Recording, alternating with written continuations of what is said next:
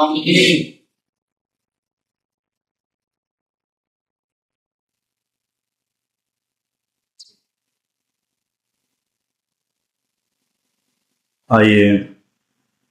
खुदावन के कलाम में से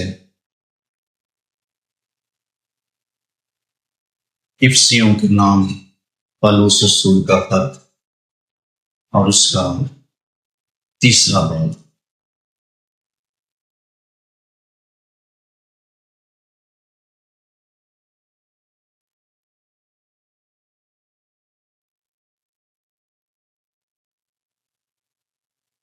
सत्रहवीं और 18वीं 2 आयात। इफ्सियों के नाम पौलुस रसूल का खत उसका 3 बाब और 17 आयत से लिखा है। और ईमान के वसीला से मसीह हमारे दिलों में सुकूनत करे, बुनियाद कायम करके सब मुकद्दसों समेत बाखूबी मालूम कर सको कि उसकी चौड़ाई और लंबाई और ऊंचाई और गहराई कितनी है। खुदा के कलाम जो पढ़े और सुनने आने पर खुदा को बरकत।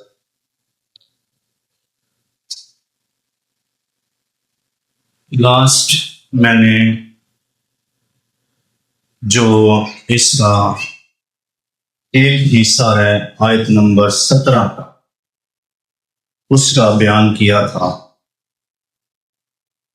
और आज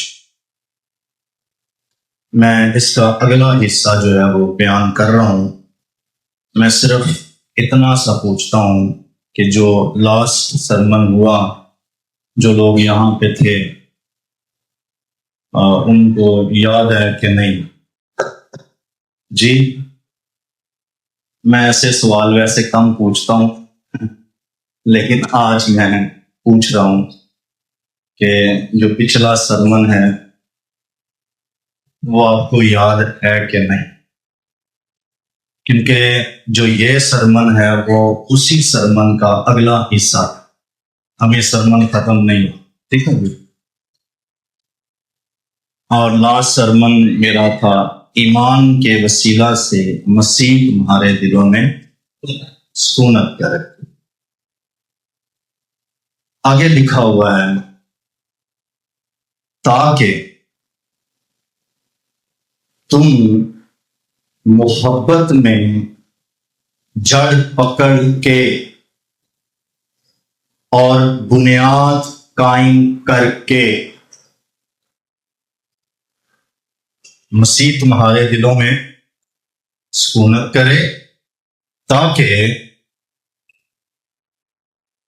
कलाम में लिखा है मोहब्बत में जड़ पकड़ के और बुनियाद कायम करके। करना क्या है?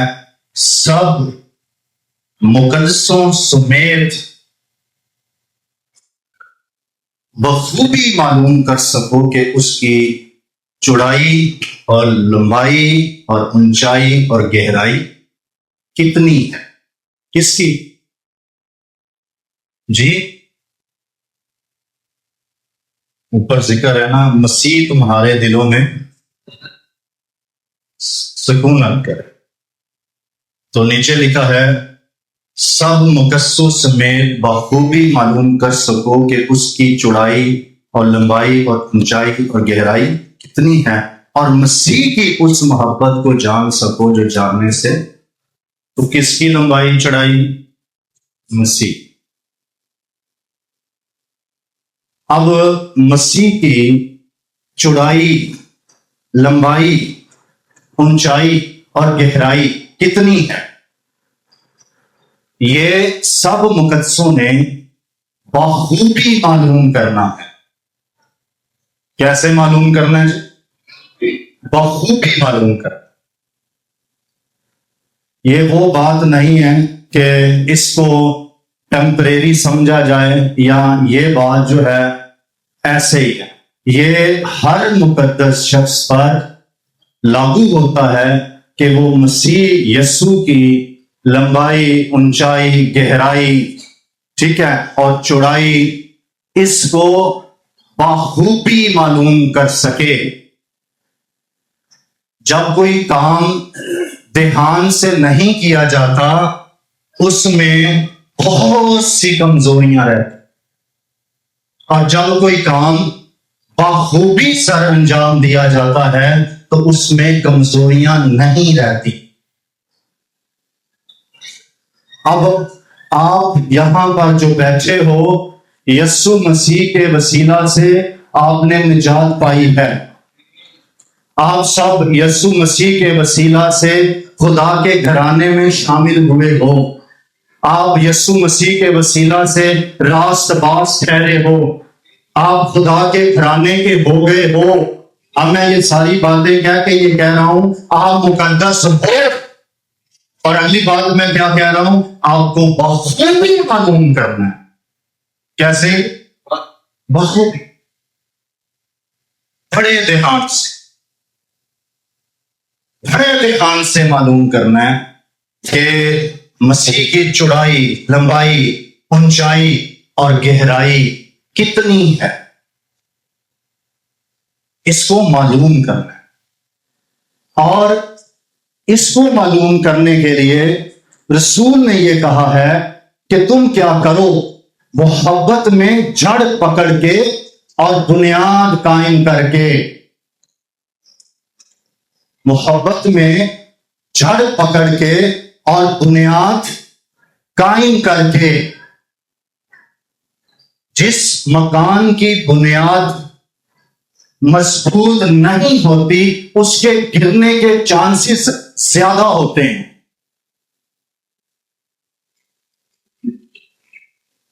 एक घर वो है जो रेत पर बनाया गया, एक घर वो है जो चट्टान पर बनाया गया। और फैसला आप करो कौन सा मजबूत होगा। जिसकी बुनियाद चट्टान पर है। तो जो घर रेत पर बनाया गया है, ऐसा नहीं कि वो घर नहीं है, वो घर है, उसे भी घर ही कहा जाता है, लेकिन उस घर की कोई बुनियाद नहीं, उसकी बुनियाद कच्ची। आंधियां आई, तूफान आया, पानी चढ़ा और उस घर को सख्त सदमा पहुंचा। एक घर जो चट्टान पर है, आंधियां आई, तूफान आए, पानी चढ़ा, उस घर को कोई नुकसान नहीं पहुंचा। तो हादसा दोनों घरों पे सेम ही है। जो रेत पर घर बनाया गया उस पर भी हादसा वही है, और जो चट्टान पर घर बनाया गया उस पर भी हादसा वही है। पर फर्क यह है कि एक की बुनियाद मजबूत है और एक की बुनियाद मजबूत नहीं। अब जो मसीह की पहचान में कच्चे रह जाते हैं, इसका मतलब यह है कि उनकी जड़ें मजबूत नहीं होती, उनकी बुनियादें पक्की नहीं होती। इसलिए वो लोग जिनकी बुनियादें मजबूत नहीं हैं और जड़ें गहरी नहीं हैं, उनको मसीह की पहचान भी हासिल नहीं होती। वो मालूम नहीं कर सकते कि मसीह की चौड़ाई कितनी है, लंबाई कितनी है, ऊंचाई कितनी है, गहराई कितनी है। उन्हें मालूम नहीं होगा क्योंकि उन्होंने मोहब्बत में जड़ नहीं पड़ी, उन्होंने बुनियाद कायम ही नहीं की। तो बुनियाद के बगैर तो घर नहीं टिकते, तो तालीमात कैसे एक तरफ टिकेगी। जिनकी जड़ें मजबूत नहीं होती, वो लोग, वो घराने कभी कायम नहीं रहते। इसलिए रसूल ने ईमानदारों को, मुकद्दसीन को फॉर्मूला बताया कि किस तरह तुम मजबूत रह सकते हो, किस तरह तुम मसीह को जान सकते हो, किस तरह तुम मसीह की पहचान में बढ़ सकते हो। और उसके लिए यह बताया गया, मोहब्बत में जड़ पकड़ो और बुनियाद कायम कर। तो फिर इस सारी गुफ्तगू में सबसे अहम बात क्या हुई जिसे आज के टॉपिक में जानना जरूरी है? मोहब्बत में जड़ पकड़ना और बुनियाद कायम करना। इसको जानना बड़ा जरूरी है। कैसे? आइए खुदावंद के कलाम में से जानते हैं। मेरे साथ निकालें पतरस का दूसरा पत्र, उसका पहला बाब।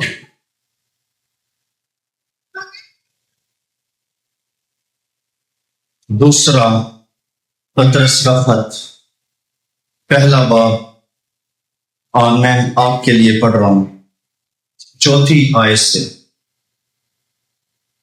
जिनके बाइस उसने हमसे कीमती और नहायत बड़े वादे किए, ताकि उनके वसीला से तुम उस खराबी से छूटकर जो दुनिया में बुरी ख्वाहिश के सबब से है, ज़ाते इलाही में शरीक हो जाओ। बड़ी खराबी से छूटकर ज़ाते इलाही में शरीक हो जाओ। ये कुछ लोग हैं जो कहते हैं जी हम खुदा की ज़ात में शामिल नहीं। ये फिगरेटिव एक सेंटेंस है, एक जुमला है, फिगरेटिव फ्रेज है। ये क्या है? इसका मतलब ये है कि इस बात में कोई हकीकत नहीं कि हम उसकी जात में शामिल हुए। ये मुहावरा है, हम साथ में शामिल नहीं हुए।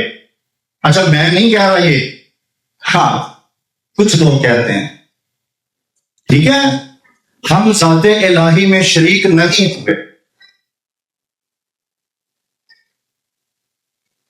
और कहते हैं हाँ हम खूबियां जाहिर करते हैं लेकिन ज़ाते इलाही में शरीक नहीं। तो बगैर ज़ाते इलाही में शरीक हुए खूबियां कैसे जाहिर करते हो? बाइबल तो बयान करती है तुमको गुलामी की रूह नहीं मिली जिससे फिर डर पैदा हो, बल्कि लेपालिक होने की रूह मिली जिससे हम अब्बा यानी ऐ बाप कहकर पुकारते हैं। और गला है अब्बा कहना, बाप कहना। ये जो बात है इसका गवाह कौन है? रूहुल कुद्स इस बात की गवाही देता है कि हम खुदा के फर्जंद हैं। फर्जंद हैं तो वारिस भी हैं। अब जो लोग ये नहीं मानते कि हम खुदा की जात में शरीक हुए हैं, वो रूहुल कुद्स की गवाही को भी झूठा ठहराते हैं। वो ये नहीं मानते कि हमें लेपालिक होने की रूह मिली। अब जिस बंदे के अंदर लेपालिक होने की रूह नहीं, फिर अब्बा नहीं जा सकता, फिर बाप नहीं जा सकता, और उसके लिए रिपेंटेंस गवाही नहीं देता। और नमाज ईमान क्या है, मुबस्सिर का ईमान क्या है, रास्तबाज़ी का ईमान क्या है? हम खुदा की साथ में शामिल हुए हैं, हम उसे अता करते हैं और हम इस बात का प्रूफ है। उनका इस बात का हुआ, लेकिन लोग कैसी कैसी तालीमें बनाते हैं, कहते हैं हम जात में शरीक नहीं। तो क्या रूहुल कुछ झूठ बोल रहा है जो ये कह रहा है कि ये खुदा के फरजंद हैं? रूह खुद हमारी रूह के साथ मिलकर गवाही देता है कि हम खुदा के आप बेटे और बेटियां हो। इसकी गवाही रूह कुछ देता है और वो सच्चा है। उसके बारे में लिखा सच्चाई का रूह, वो तो सच्चाई का रूह है। तो ऐसे लोगों को मैं ये कहना चाहता हूं, जहां जहां सुन रहे हैं, ऐसे लोगों को मैं ये कहना चाहता हूं जो नहीं मानते कि हम खुदा की जात में शरीक हुए हैं, ऐसे लोगों को मैं कहना चाहता हूं अब्बा कहना छोड़। तुम्हारा अब्बा कहना, तुम्हारा ए बाप कहना, ये झूठ पर मबनी है या ये भी फिगरेटिव। इसमें भी कोई हकीकत नहीं है। खैर मेरा जो है वो आपके लिए आगे आगे है आज का, ठीक है। लिखा है,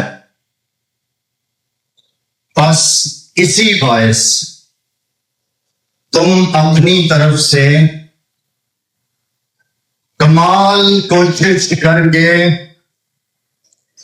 अपने ईमान पर नेकी, नेकी पर मार्फत, मार्फत पर परहेजगारी, परहेजगारी पर सबर, सबर पर दीनदारी, दीनदारी पर बुरादराना उल्फत और बुरादराना उल्फत पर मोहब्बत बढ़ाओ। जाते राही में शरीक हुए, आप हुए ना? पहना डाल दिखाने की कर ले, सब बोलो मिलके, जाते इलाही में शरीक हुए। तो फिर क्या लिखा है? बस इसी बायस, इसी बायस करो क्या? अपनी तरफ से कमाल कोशिश करके, कितनी कोशिश करोगे? कमाल कोशिश करके अपने ईमान पर नेकी, नेकी पर मार्फत, मार्फत पर परहेजगारी, परहेजगारी पर सबर, सबर पर दीनदारी, दीनदारी पर बुरादराना उल्फत और उसके ऊपर मोहब्बत बढ़ाओ। ईमान लाए यीशु पर, फिर उसके ऊपर नेकी बढ़ाओ। ईमान पहले है, नेकी बाद में। ये कई लोग नेकियों से मकबूल होना चाहते हैं, और वो भी इंसानी नेकी से। ईमान पर नेकी, नेकी पर मार्फत, मार्फत मतलब पहचान, जानना। पुराने अहद में लिखा है, मेरे लोग अदम मार्फत की वजह से हलाक, जिनके पास मार्फत नहीं वो हलाक हो जाते हैं।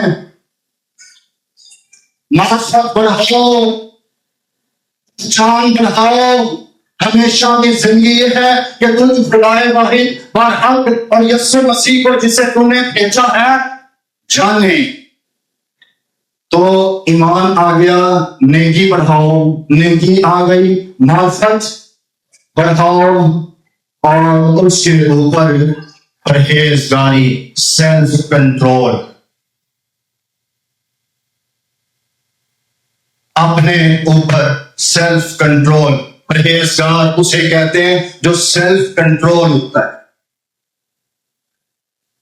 जो अपनी जुबान को भेजा इस्तेमाल नहीं करता, जो अपने बदन को भेजा इस्तेमाल नहीं करता, जिसको अपने बदन पर कंट्रोल है।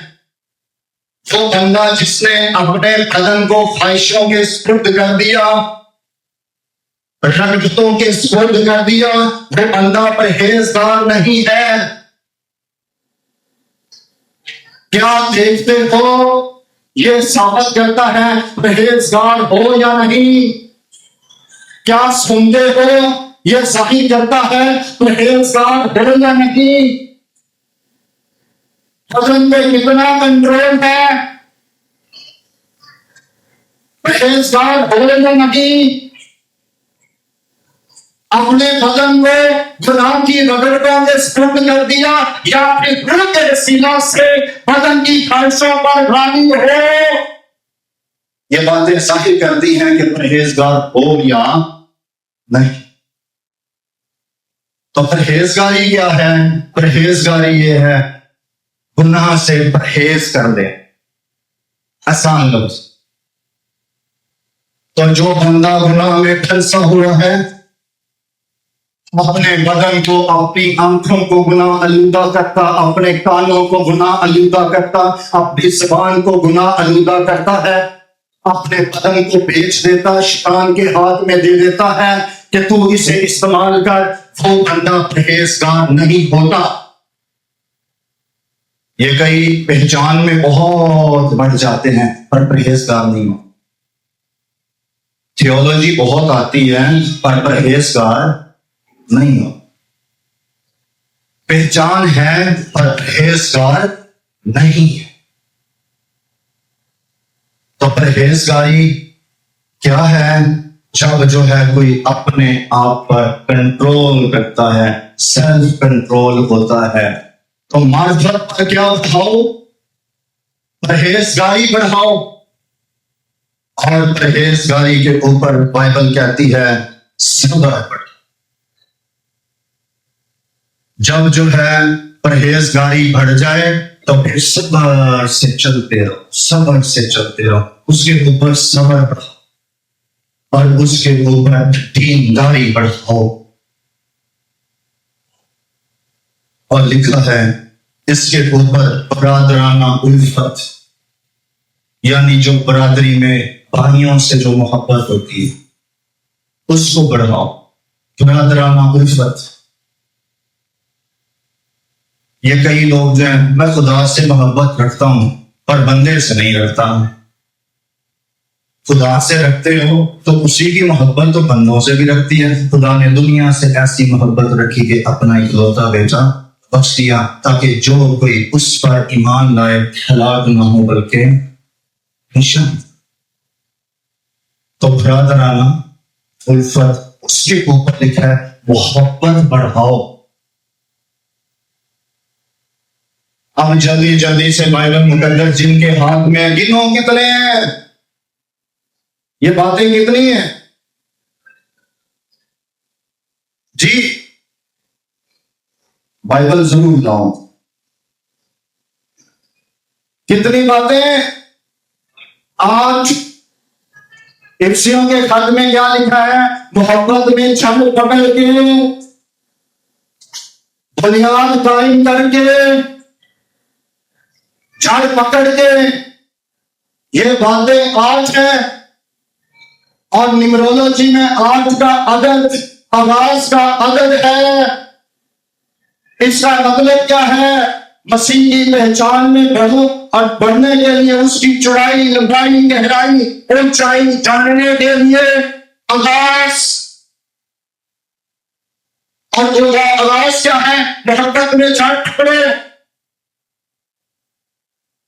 अब ये जड़ जो है गहरी हो रही, जब ईमान ले आए उसके ऊपर नेकी बढ़ानी, जड़ गहरी हो गई।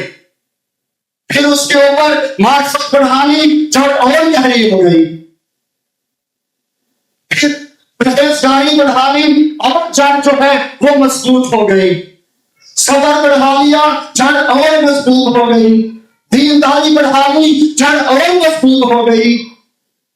और उसके ऊपर बरादराना उल्फत बढ़ा ली, जड़ और मजबूत हो गई। मोहब्बत तक आते आते जड़ पक्की हो।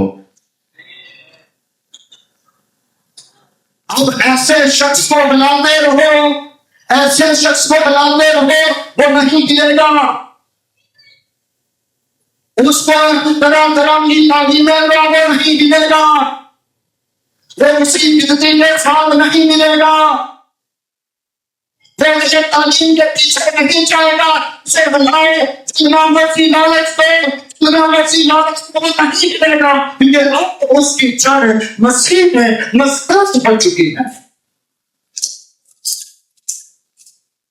अब वो मजबूत हो चुका है। अब उसे हिलाते रहो, वो नहीं हिलेगा। तो ये पता है हिलते कौन है? जिनकी जड़ें मजबूत नहीं होती। ऐसे अभी ठंडी ठंडी सी थोड़ी सी हवा चलती है तो कभी इधर के हो जाएंगे, इधर से हवा चलती है इधर के हो जाएंगे, पीछे हवा चली आगे जाएंगे, उधर से चली पीछे आ जाएंगे। तो ये कौन लोग करते हैं? जिनकी जड़ें मजबूत नहीं। जिनकी जड़ें मजबूत होती हैं वो नहीं।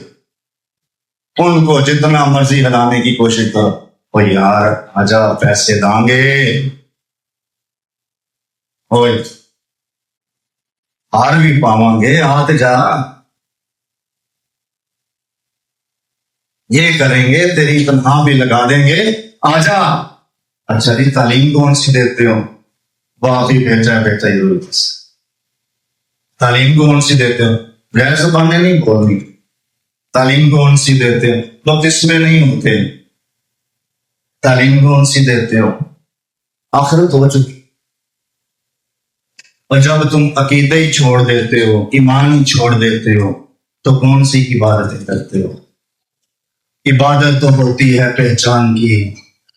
सामरियों जैसी हरकतें क्यों करते हो? तुम जिसे नहीं जानते उसकी प्रस्तिश करते हो, हम जिसे जानते हैं उसकी प्रस्तिश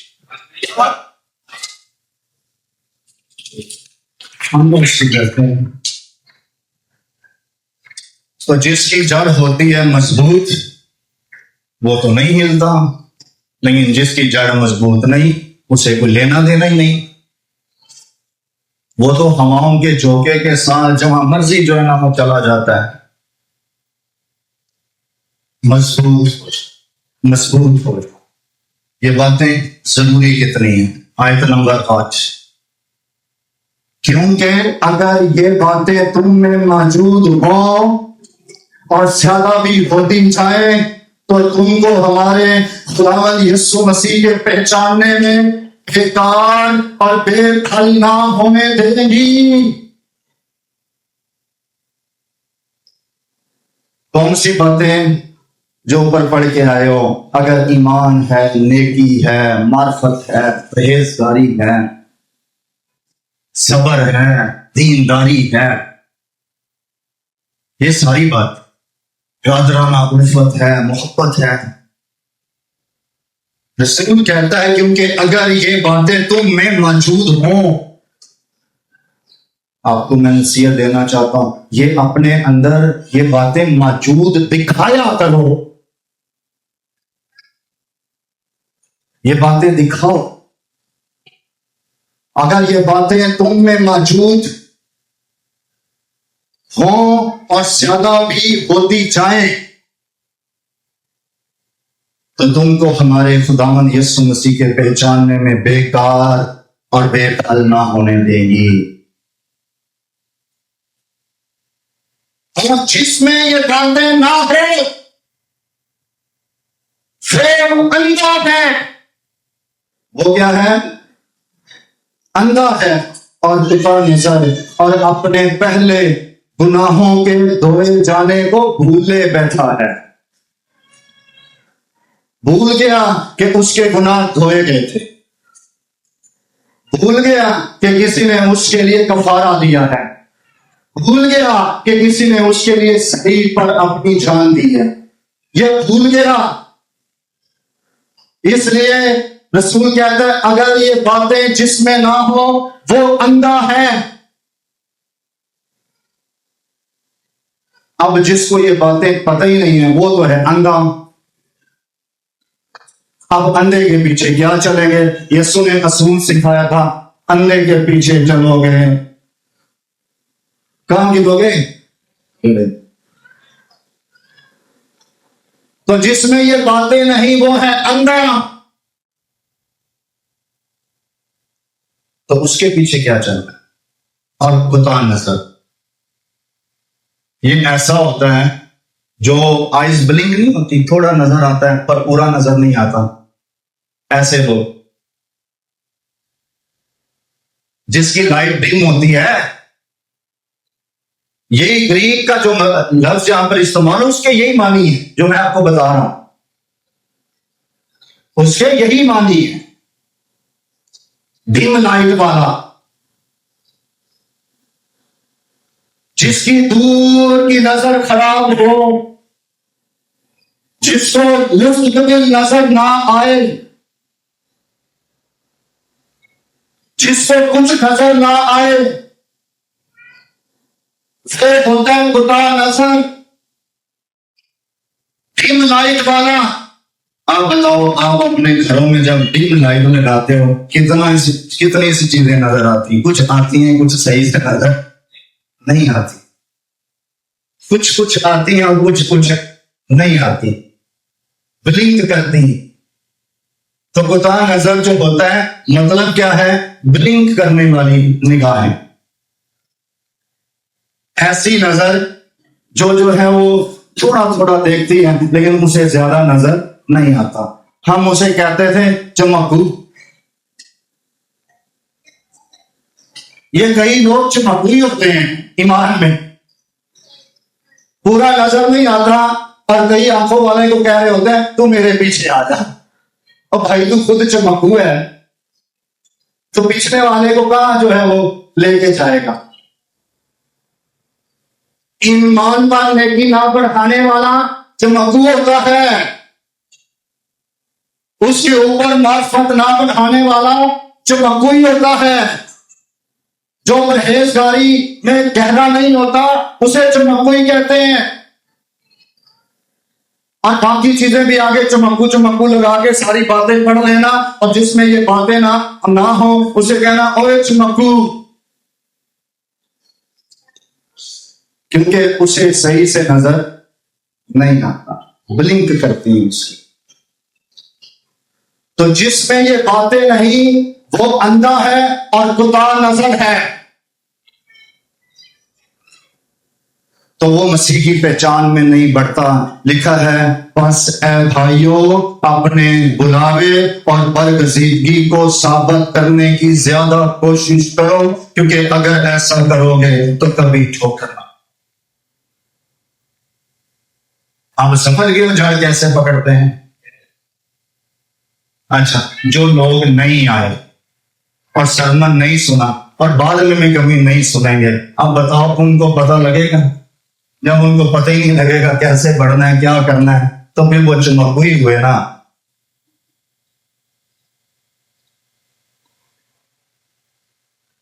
तो फिर वो करेंगे, उनकी आंखें करेंगी ब्लिंक, ऐसे ऐसे ऐसे ऐसे। ये घर पे जाके प्रैक्टिस कर लेना आंखों के साथ, फिर देखना सामने चीजें कैसी नजर आती हैं, साफ और वाज़ेह नजर नहीं। इसलिए कलाम सुनना जरूरी होता है। ये मेरे भाई कुछ अलिशा, जब आप बजाते हो आपने कलाम भी सुना। मैं खुश हूं आप यहाँ बैठे, जितने बजाने गाने वाले हो कलाम भी लाजमी सुना। क्यों? चमकू होने से बचने के लिए।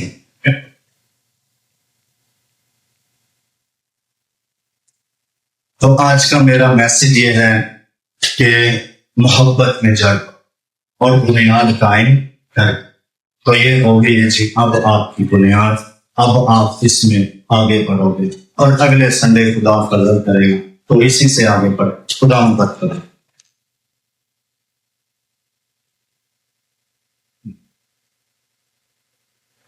आइए शुक्रगुजारी करते हैं, आइए शुक्रगुजारी करते हैं। तेरा शुक्रगुजारी करते हैं।